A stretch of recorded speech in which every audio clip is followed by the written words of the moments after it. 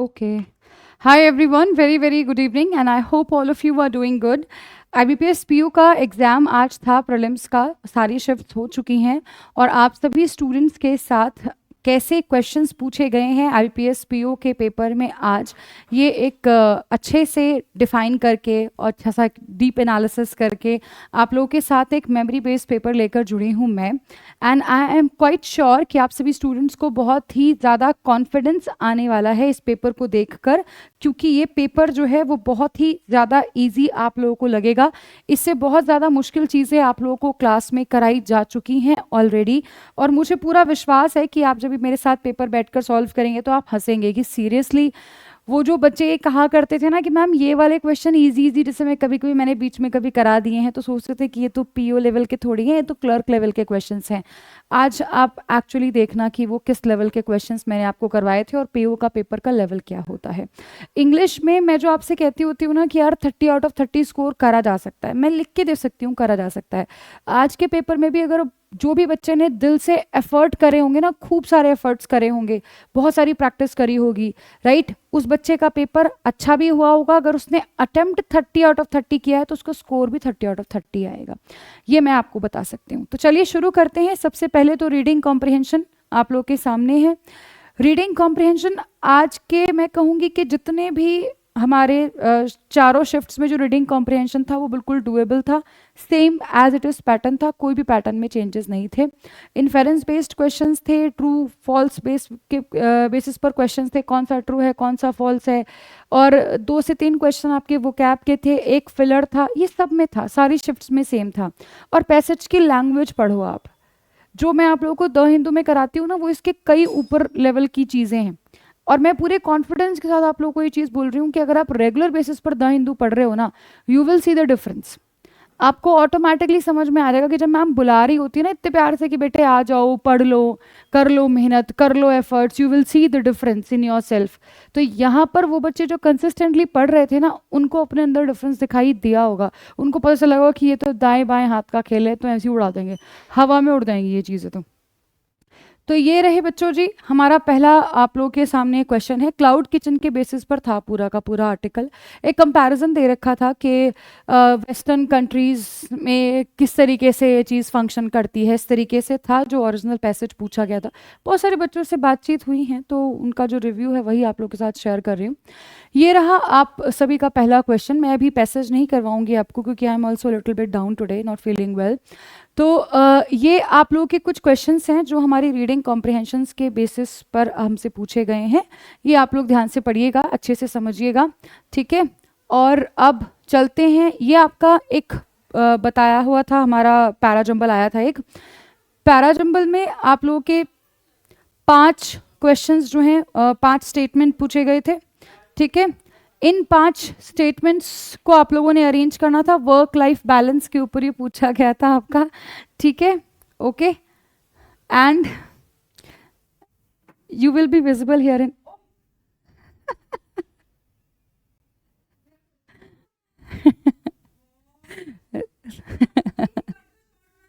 no, sorry, no, we cannot do that. Okay, so there are 5 sentences, ठीक है, which we need to read properly, ठीक है। और इनको हमें अरेंज करना होता है, एक प्रॉपर सीक्वेंस में हमको इनको अरेंज करना होता है, ठीक है। ये भी आप लोगों को करना है, ठीक है। अब मैं आप लोगों को सीधा लेकर चलती हूँ मिसलिनियस क्वेश्चंस पे, और यही तरीका होता है करने का, ठीक है। आप लोगों से करने का मतलब मेरा ये कि हम इनको बाद में अटेम्प्ट करेंगे, ठीक है। मैं आज थोड़ा सा मेरी तबीयत ठीक नहीं है, और what I am saying is कि ये जो क्वेश्चन है ना हमारे, ये हमें लास्ट में करने होते हैं। पैराजंबल तो बिल्कुल ही हमको लास्ट में अटेम्प्ट करना होता है, ठीक है, राइट। ये आया हमारा पहला क्वेश्चन एरर डिटेक्शन का। मैं हंस जाओगे आप इस क्वेश्चन को देख के, मतलब ज़रूरत भी नहीं है इसको पढ़ने की, पूरा क्वेश्चन पढ़ने की नीड भी नहीं है, इससे ना जाने लाख गुना क्वेश्चन मुश्किल हम लोगों ने करे हैं। क्वेश्चंस कहाँ पर भला? आपके प्रैक्टिस सेशंस में 11 बजे वाली क्लास में देखना ज़रा, इलेक्ट्रिक लिखा हुआ है। बताओ अब मैं क्या करूं इसका, हैं क्या बोलूं IBPS से कि बच्चे हमारे ज़्यादा पढ़े लिखे हैं भाई, तो मुश्किल बनाओ पेपर। एन इलेक्ट्रिक होता है, कुछ करने की ज़रूरत ही नहीं थी, छोड़ो परे, आगे पहुंचो ज़रा। During the recent summit leaders discussed strategies to enhance cooperation between the France. 4-5 France थोड़ी है, फ्रांस तो एक ही है। तो अगर कोई चीज स्पेसिफिक है तो उसके साथ तो आर्टिकल द लगाने की नीड ही आपको नहीं थी यार, हैं? क्यों लगाया है? ये क्या क्या तरीके हैं ये बताओ। आर्टिकल के बेसिस पे क्वेश्चन पूछे जा रहे हैं, वो भी कितने एकदम जीरो लेवल के क्वेश्चन है, समझ लीजिएगा। Option number C. Next question on your screen, furniture that is build for your children need. आगे मैं पढ़ूं, बताओ आप लोग, है जरूरत क्वेश्चन पढ़ने की? ये वो टाइप है जो न्यूज़पेपर का फेवरेट टाइप है। आप लोगों से कहते हैं ना न्यूज़पेपर पढ़ो, न्यूज़पेपर पढ़ो, पता है क्यों कहते हैं? ताकि आपका दिमाग सबकॉन्शियसली इस तरीके से काम करने लग जाए कि आपको पता हो कि कौन सी बात किसके लिए कही जा रही है। फर्नीचर है मेरे सेंटेंस का सब्जेक्ट। फर्नीचर एक अनकाउंटेबल नाउन होता है, और अनकाउंटेबल नाउन के साथ आपको वर्ब भी हमेशा सिंगुलर लिखना पड़ता है, और वर्ब सिंगुलर में आपको एक एस लगाना पड़ता है। लो जी, आ गए सिंपल क्वेश्चन। आगे पहुंचो। आफ्टर द ह्यूज पैंडेमोनियम का मतलब होता है शोर शराबा, that occurred at the rally the police. Police देखने में सिंगुलर है पर होता प्लूरल है। क्या कहना चाहिए आपको? The police have arrested the main culprit behind the riot. खत्म हो गई कहानी। आगे पहुंचो जी। Man after man are being killed, बस इतना ही पढ़ना था। आपको पता है कि अगर एक नाउन को किसी पर्टिकुलर प्रपोजिशन से जोड़ देते हैं और फिर सेम नाउन बाद में लिखते हैं तो ये आता है रूल, काफी इंपॉर्टेंट है। तो नाउन पहली चीज तो सिंगुलर होता है, प्लस जो वर्ब इसके साथ लिखा जाता है वो भी आपका कैसा होता है?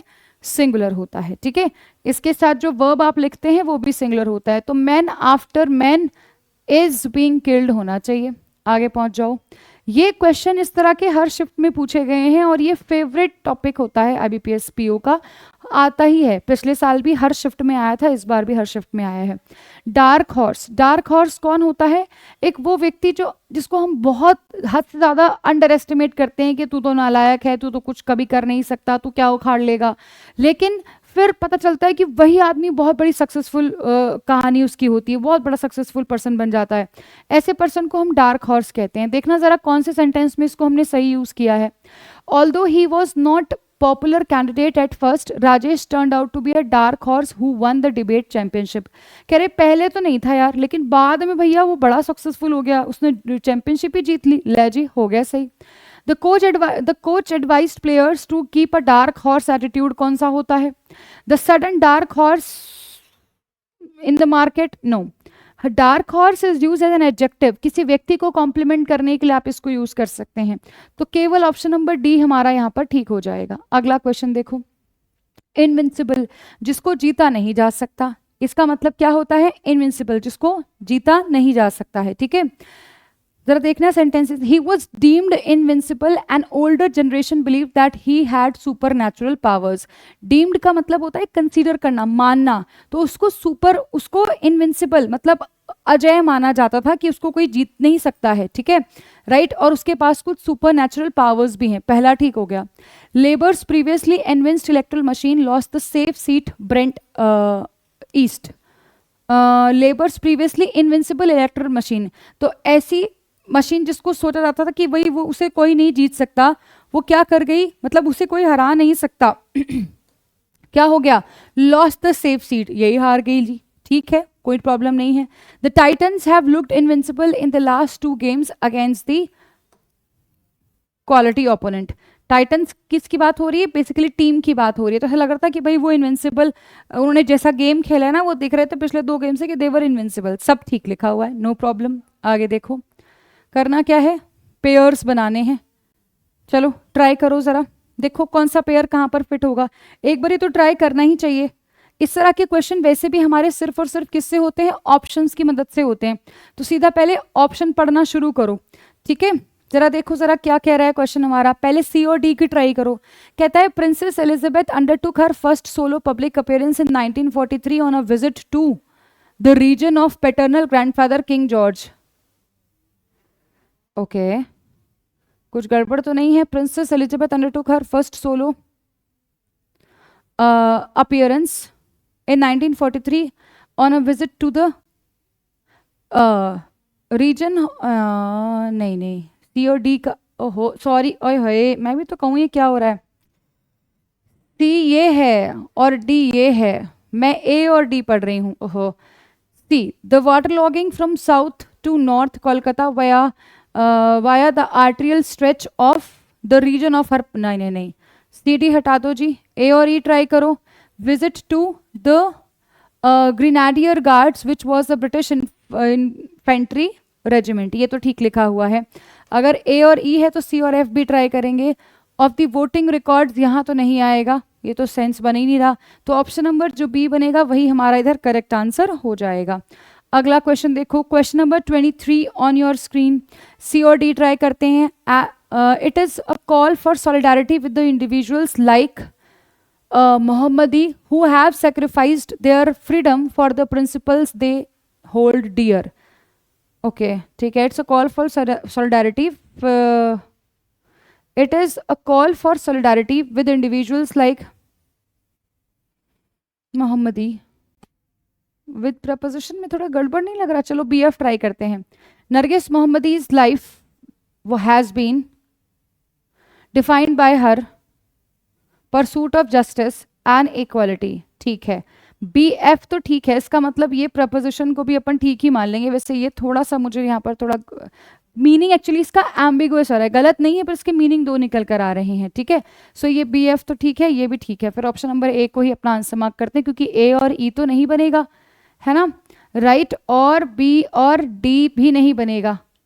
Has been Mohammadi, life has been Mohammadi तो हो ही नहीं सकता. इंडिविजुअल्स लाइक मोहम्मदी हो सकता है. ठीक है, आगे पहुंच जाओ. चलो, वर्ड्स को अरेंज करना है आप सभी स्टूडेंट्स को. You need to arrange these words. कहते हैं the international negotiation closely watches a diplomatic community unfold in an effort to address the ongoing political tensions in a volatile region. तो अगर इसको देखें तो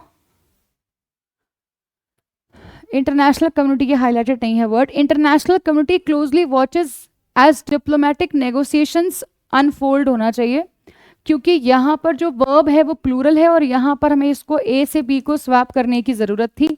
अगर हम ये भी देख लें कि ऑन गोइंग पोलिटिकल टेंशंस भी ठीक है और वॉलेटाइल रीजन भी ठीक है, तो ना सी को चेंज करना है ना डी को चेंज करना है. Option will be D.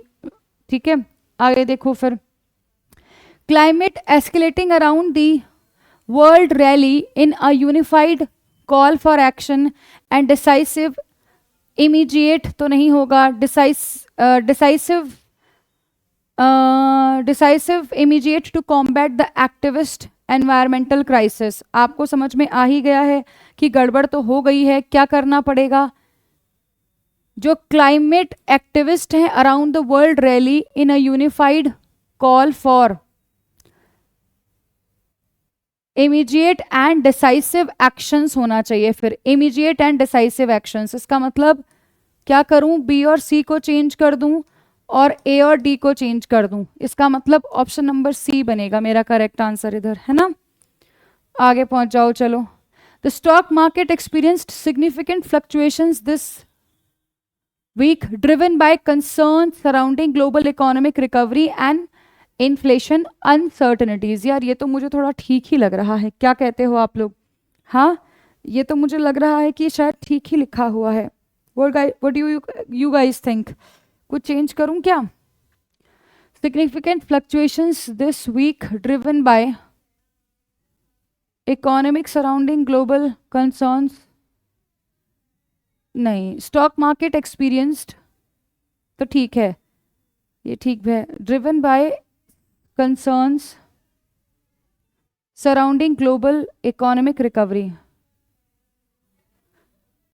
surrounding global concerns recovery and inflation, नहीं, सब ठीक लिखा हुआ है, ये तो सब ठीक लिखा हुआ है. ठीक है, आगे देखो.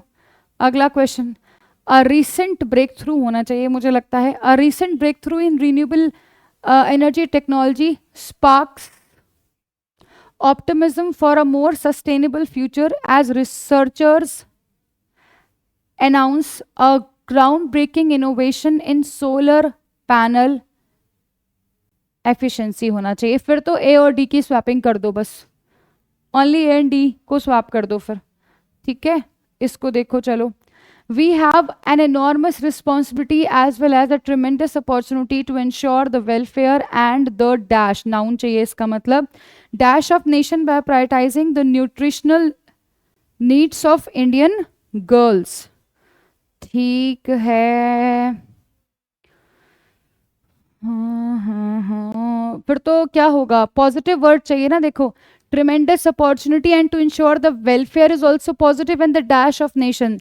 ऑगमेंटेशन आगे बढ़ना होता है, डिमोशन पीछे की तरफ लेकर जाना होता है, डेट्रियोरेशन नेगेटिव वर्ड है, डिग्रेड भी नेगेटिव वर्ड है, अपलिफ्टमेंट बनेगा, खत्म हो गई बात।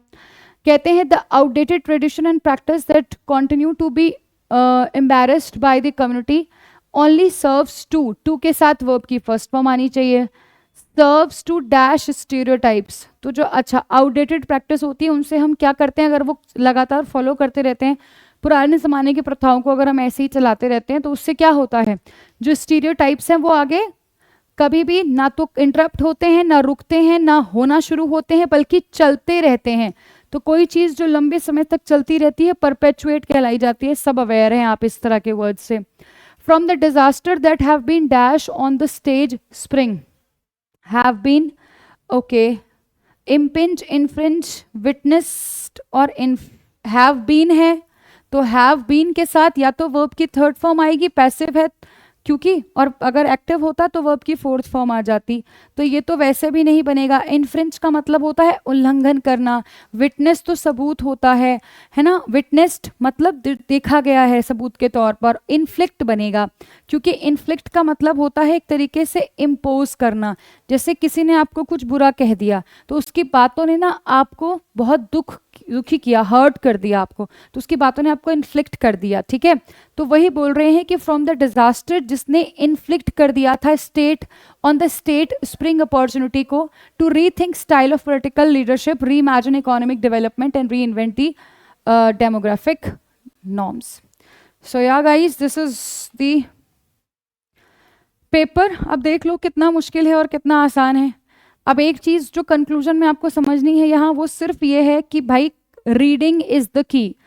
अगर पढ़ोगे तो आपका सोल्यूशन आपके हाथ में है। जो बच्चों ने पढ़ रखा है खूब अच्छे तरीके से, उनको पता है कि मेंस में भी अच्छा होगा उनके साथ। जिन लोगों की रीडिंग पर कमांड नहीं है, दे विल फॉल बैक, ठीक है। तो that is not the right thing, I must say. अगर आप लोगों ने पढ़ना है तो फिर दिल से पढ़ो, रीडिंग करते रहो, ठीक है, अच्छे से। जिन बच्चों का कल एग्जाम है, ऑल दी वेरी बेस्ट। डरना नहीं है, घबराना नहीं है, आराम से चिल होकर पेपर दो यार, अच्छा जाएगा, ठीक है, टेंशन नहीं लेनी। God bless you, thank you so much and have a beautiful day everyone.